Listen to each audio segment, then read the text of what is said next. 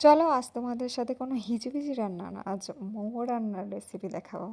যদিও আমার প্রফেশনাল রাঁধুনি না, তবুও একটু ট্রাই করলাম আর কি। ফার্স্ট টাইম মোমো বানালাম। চলো দেখে নিই কীভাবে মোমো বানাই, তোমরাও ট্রাই করো একদিন।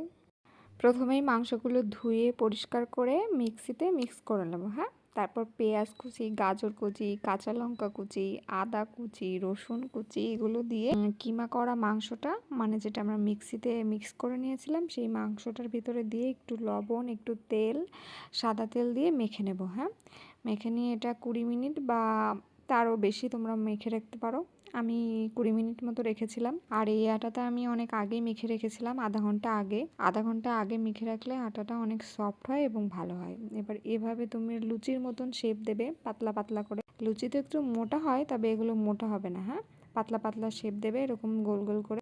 তোমরা রুটির মতো বেলেও কেটে নিতে পারো, হ্যাঁ, কিছুর সাহায্যে। তারপরে তোমরা যেমন খুশি তেমন শেপ দিও। যদিও আমি এত ভালো শেপ দিতে পারি না, তবু চেষ্টা করেছি আর কি, এক একটা এক এক রকম দিয়ে দিয়েছি। তোমরাও ট্রাই করো। এবার এগুলো একটা একটা করে এরকম করে শেপ করে নেবে। আর গরম জল দেবে। হ্যাঁ, চুলাতে গরম জল বসাবে, গরম জলটা ফুটবে। এবার তার উপরে কিছু চালি বা চালনা টাইপের যেগুলো ছিদ্র হয়, ওগুলোর উপরে এগুলো ভাবে বসিয়ে দেবে। হ্যাঁ, 15-20 মিনিট লাগবে ভাব হতে।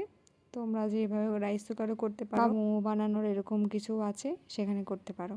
আমি সেদিন টমেটো সসও বানিয়েছিলাম, যদিও মোমোর সঙ্গে খাওয়ার জন্য যে সসটা হয় ওটা বানিয়েছিলাম। Tata, bye bye.